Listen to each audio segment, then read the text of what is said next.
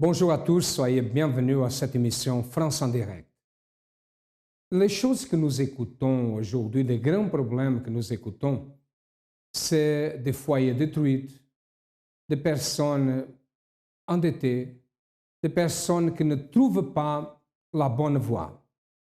Sont beaucoup les familles détruites, sont beaucoup de personnes qui vivent dans la dépression, la vie complètement détruite, au fond du trou. C'est comme ça que beaucoup arrivent au centre d'accueil. Le centre d'accueil a été et est une porte ouverte pour les personnes qui ne trouvent pas une bonne direction. Il y a des gens qui arrivent pour frapper la dernière porte, que c'est le centre d'accueil, des personnes qui pensent même au suicide et qui aujourd'hui, elles rendent témoignage. C'est ça que nous allons écouter, un témoignage. Avant de connaître le centre d'accueil, j'étais quelqu'un qui vivait déjà dans la débauche. J'ai découché, j'avais des maîtresses par-ci par-là. Donc, c'est-à-dire, ça entraîne le mensonge. Donc, quand on entraîne le mensonge, donc on ne vit pas bien à l'intérieur de soi. Donc, tout ça, ça créait du désordre dans mon foyer. Il n'y avait pas d'entente. Donc, déjà, quand les enfants voient que leur maman, elle est trompée, et ça créait maintenant un désordre dans mon foyer. Donc, il n'y avait plus de dialogue, il n'y avait plus de communication. Personne ne se tenait de son côté. Donc, et cela a duré plusieurs années.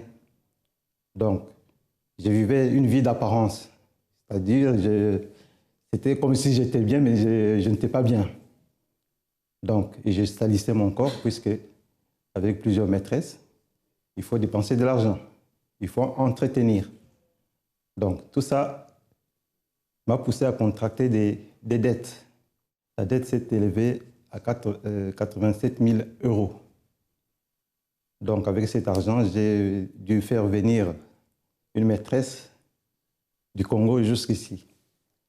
Donc, j'ai payé des billets d'avion. Il fallait prendre la location d'un appartement. Donc, c'est moi qui gérais tout ça. En dehors de cela, j'avais encore plusieurs maîtresses par-ci, par-là. Déjà, j'avais des cauchemars. Je ne dormais pas. J'étais angoissé. Donc, je ne voyais pas le bout du tunnel. Donc, c'était un cercle vicieux. C'est comme j'appelle la banque, ils versent 10 000 €. Pour moi, ce n'est pas assez. Donc, j'étais entraîné dans ce clic-là. Je ne pouvais pas m'en sortir. C'est du fait que de prendre par-ci, par-là, et je n'avais plus de paix puisque je ne pouvais pas rembourser cette dette.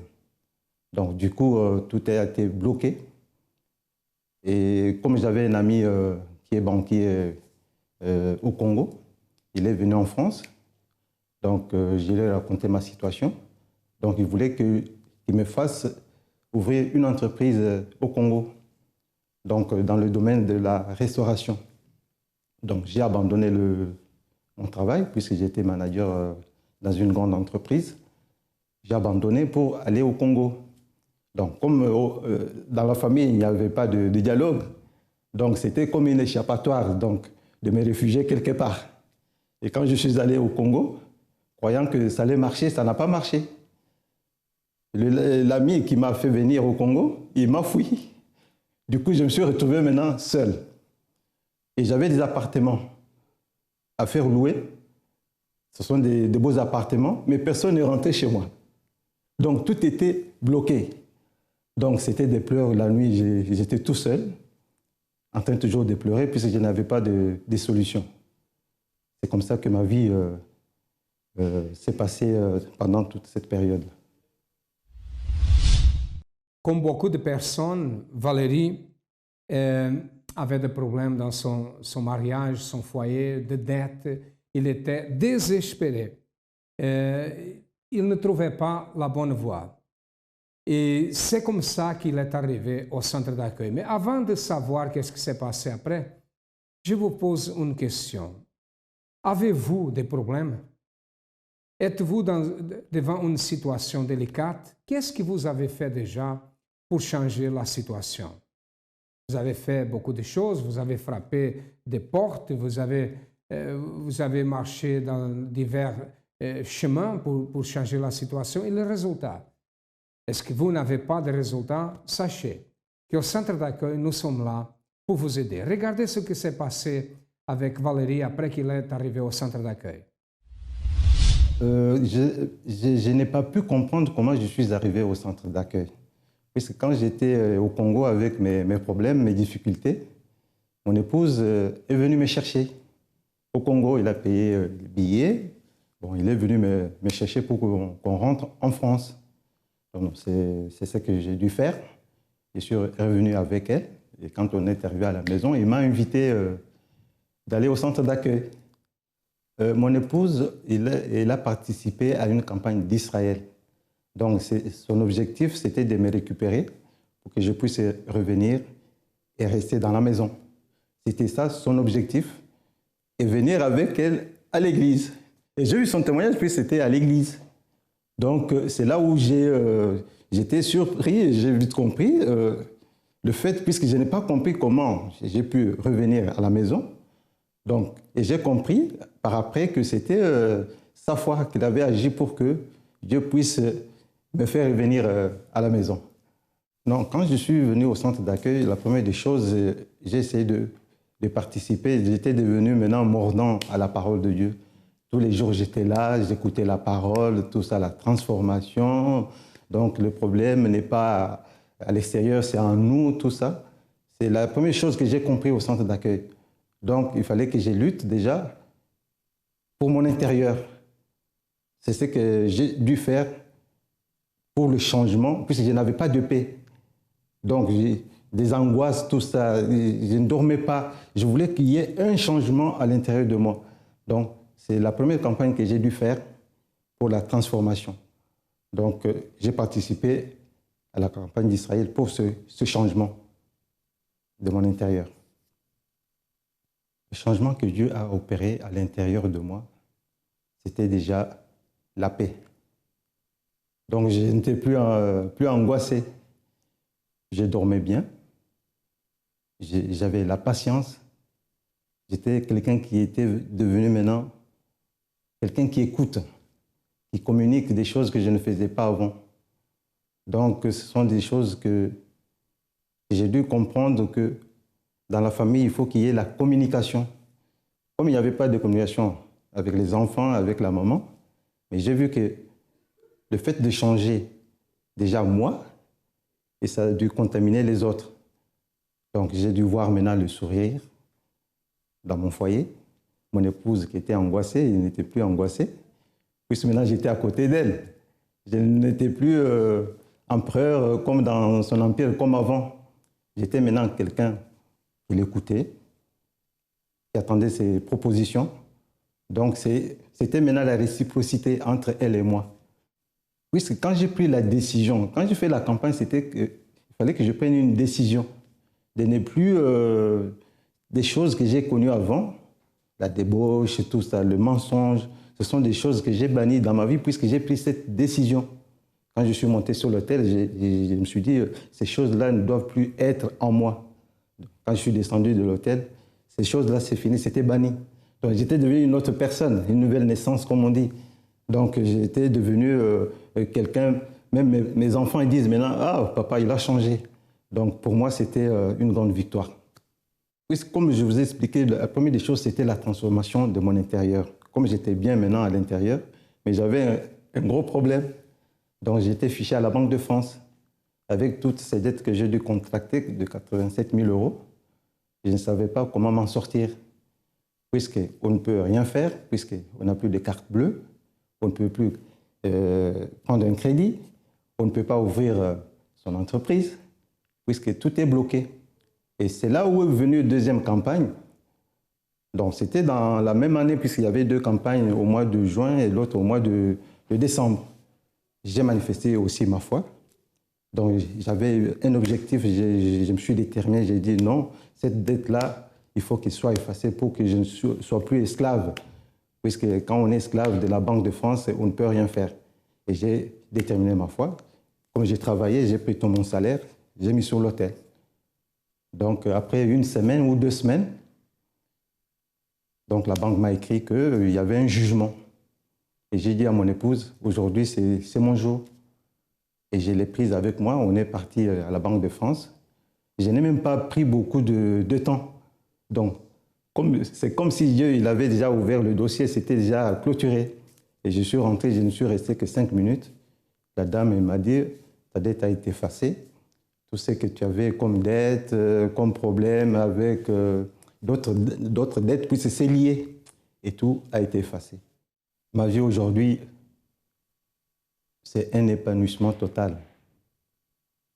Puisque je n'ai plus de problème de crédit, j'ai la joie, j'ai la paix, j'ai maintenant une vision, j'ai des objectifs.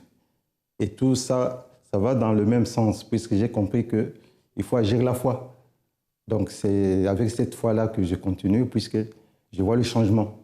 Et ce changement, c'est tous les jours. Le centre d'accueil, pour moi, est-ce que je peux dire, c'est un lieu de sacrifice. Et j'ai compris que pour le changement, c'est le sacrifice, c'est l'obéissance. Puisque je ne me pose plus de questions de savoir, oui, comment ça va se passer. Et j'ai vite compris qu'il faut obéir et il faut être patient. Et ces choses-là, c'est ce qui conduit maintenant ma vie.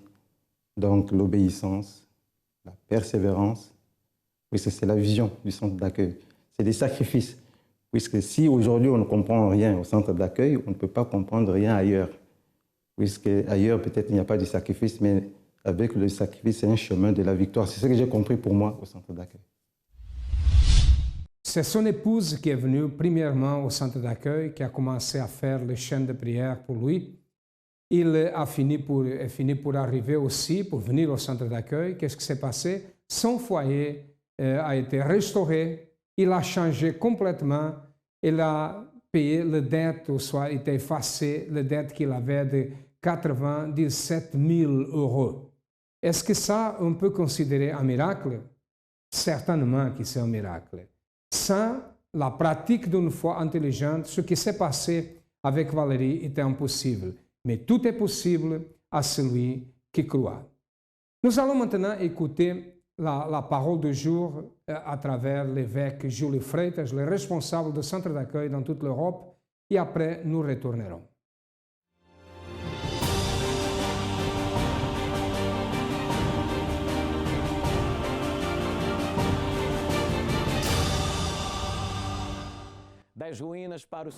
De la ruine au succès, 152 enseignements pratiques, intelligents et efficaces. 52 jours de reconstruction. Et la 41e pierre, c'est des livres. Accompagnez avec moi dans le texte sacré, dans le livre de Psaume, chapitre 34, verset 20. Lorsque Saint-Esprit dit, « Le malheur atteint souvent le juste, mais l'Éternel l'en délivre toujours. » Beaucoup pensent qu'à cause d'être des chrétiens corrects, obéissant à la parole de Dieu, qu'ils ne seront jamais touchés par les malheurs de cette vie. Et cela, c'est une erreur. Vous avez bien compris, ce n'est pas parce que je suis de Dieu ou parce que nous sommes de Dieu que nous n'allons pas affronter des problèmes. Car tandis que nous serons sur cette terre, nous aurons toujours des problèmes. Nous aurons des déceptions et des problèmes que vous-même finissez par causer par vos décisions erronées, en réagissant d'une façon mauvaise. Mais la grande différence, c'est que le juste, comme la Bible dit ici, le juste est celui qui agit correctement, qui obéit aux préceptes divins, qui a une arme puissante en sa faveur. Et cette arme, c'est la délivrance totale que vient seulement du Dieu vivant par intermédiaire de l'obéissance à ses enseignements.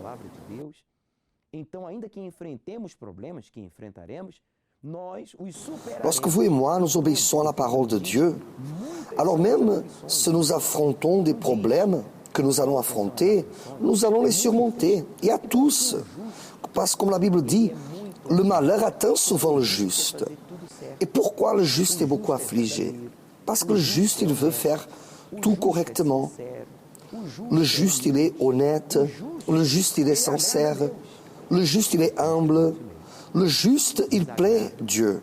Par conséquent, il déplaît ceux qui ne sont pas de Dieu et aux mauvais esprits que nous entourent et que veulent notre mal, que veulent nous détruire.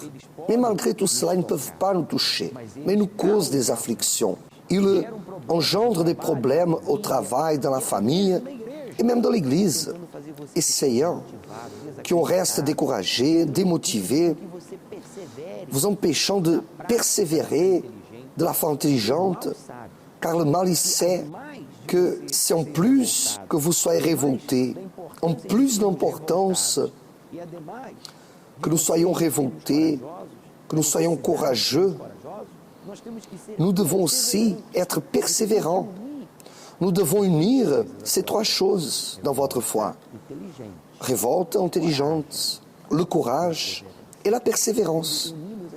Lorsque nous unissons ces trois qualités à notre foi, alors vous devenez plus que vainqueur. Vous êtes réalisé.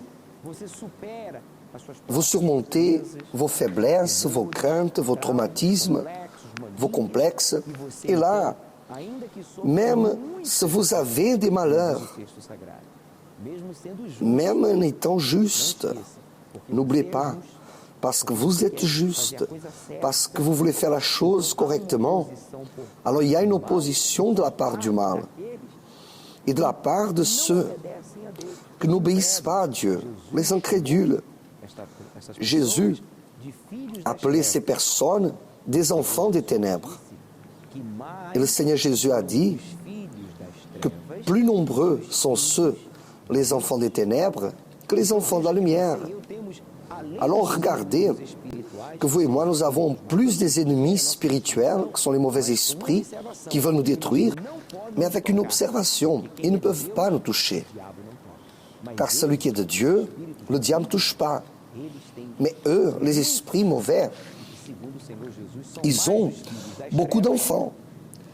Et selon le Seigneur Jésus, sont plus nombreux les enfants des ténèbres que les enfants de la lumière. Alors pour cela,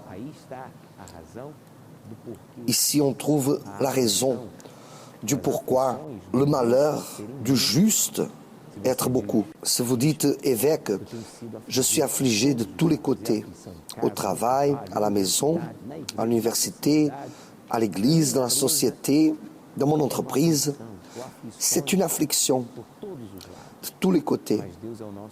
Mais Dieu est notre refuge.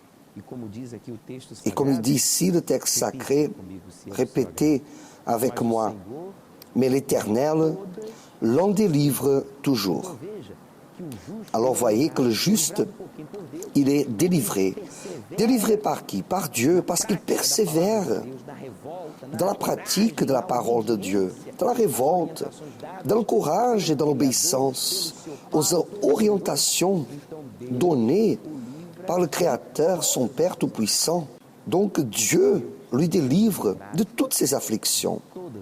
Dieu nous délivre de tous nos malheurs. Cela ne veut pas dire, parce qu'il nous a délivrés, qu'on n'aura pas d'affliction.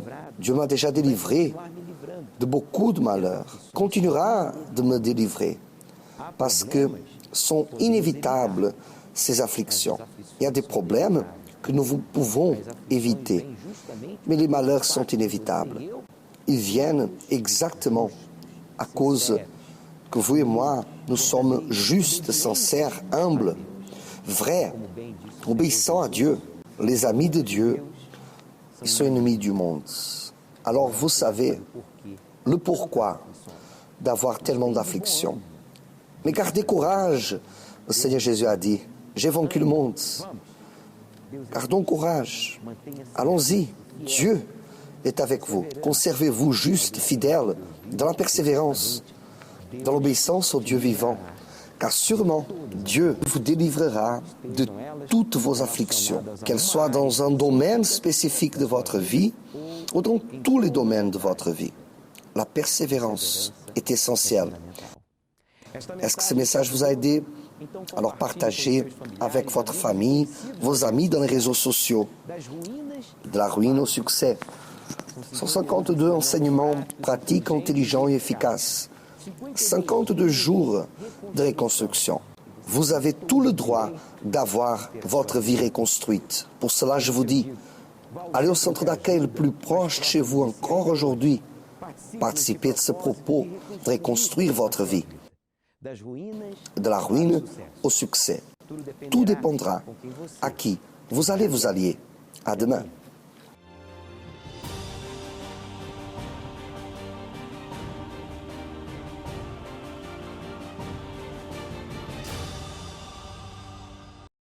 La campagne d'Israël, c'est un moment, je dis un moment parce que nous pratiquons le centre d'accueil, on pratique la campagne d'Israël 2 fois par an, plus ou moins. Et la campagne d'Israël a changé la vie de beaucoup de personnes. C'est difficile d'avoir un témoignage, c'est difficile que nous écoutons un témoignage sans que la personne parle de la campagne d'Israël. La campagne d'Israël, c'est le moment le plus haut au centre d'accueil. Mais beaucoup de personnes trouvent le vrai miracle, réalisent ses rêves, réalisent ses objectifs à travers cette campagne. Regardez. Avant d'arriver au centre d'accueil, j'avais une vie très douteuse. J'avais un mari qui sortait tout le temps, qui me trompait tout le temps. J'avais un enfant qui était tout le temps malade. Et moi-même, je n'arrivais pas à bien dormir parce que j'avais tout le temps des cauchemars. Je ne pouvais pas travailler parce que dès que je travaillais, mon fils devait toujours tomber malade. Donc cela faisait que je puisse toujours rester à la maison. Et aussi, j'avais aussi un problème que je ne pouvais pas avoir un enfant.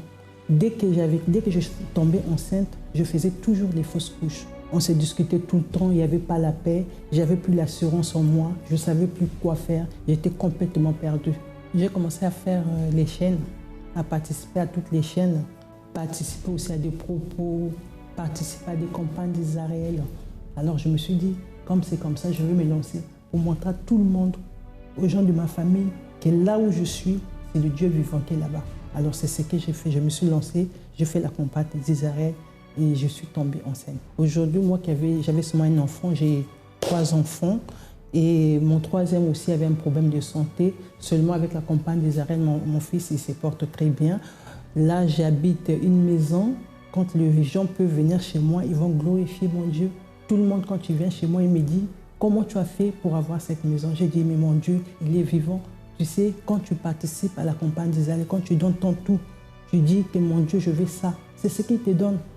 À la maison, ça se passe très bien. Mon mari qui sortait tout le temps, il ne sort plus. Je vais continuer à lutter parce que je sais qu'avec Dieu, c'est Dieu-là, on est toujours plus que vainqueur. Une famille heureuse, une vie transformée, tout a été transformé dans sa vie. Bon, et nous arrivons à la fin de cette émission. Quel est votre problème? Avez-vous besoin de notre aide? Nos adresses passent dans votre ordinateur. Vous avez aussi un numéro de téléphone. Et notre siège, nous sommes situés ici à Paris, au 254 de rue du Faubourg Saint-Martin, au 10e arrondissement.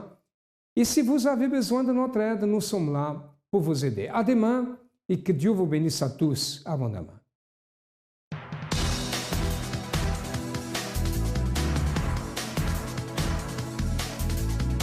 Vous regardez CAU News, l'actualité du centre d'accueil en bref.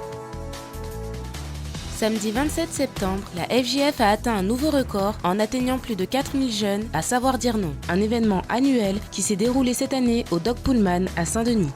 Sur scène, un riche éventail de talents s'est déployé de façon spectaculaire devant un public impressionné par le professionnalisme de ce groupe de jeunes. Des prestations de qualité qui ont su faire passer un message aussi motivant qu'important, savoir dire non à la négativité. Durant le show, certains moments ont su marquer le public et apporter un caractère exceptionnel à l'événement, en abordant des sujets tels que l'inceste, la prostitution ou la vengeance, des sujets tabous que les jeunes ont souvent du mal à affronter. Dimanche 28 septembre, les membres du centre d'accueil ont pu prendre la Sainte Seine et l'évêque Victor a fourni un enseignement clair sur la façon d'obtenir les bénédictions de Dieu. Si nous faisons tout, Dieu est plus parfait que nous. Si nous faisons tout, Dieu est obligé de nous bénir. Parce que la porte que le diable peut entrer, c'est fermer. Et le secret pour que Dieu puisse nous bénir, c'est fermer la porte au diable. Le groupe Rahab organise ce samedi une réunion pour venir en aide aux femmes passant ou étant passées par des traumatismes en tout genre. Dimanche 19 octobre, le Godlywood célébrera de nouveau la fête des tabernacles.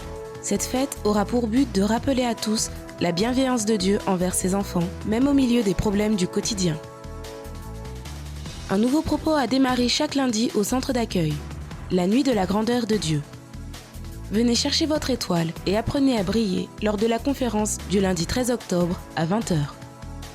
La FJF ne s'arrête pas. Les joueurs de l'équipe de France se préparent activement pour le championnat en s'entraînant sans relâche de jour comme de nuit. Des efforts qui ne manqueront pas de porter leurs fruits dans moins de 10 jours face à 4 pays. Tous ces jeunes qui sont ici sont issus de la FJF Île-de-France. Nous sommes un groupe de jeunes très actifs ici en France. Ça fait 3 mois qu'on se prépare.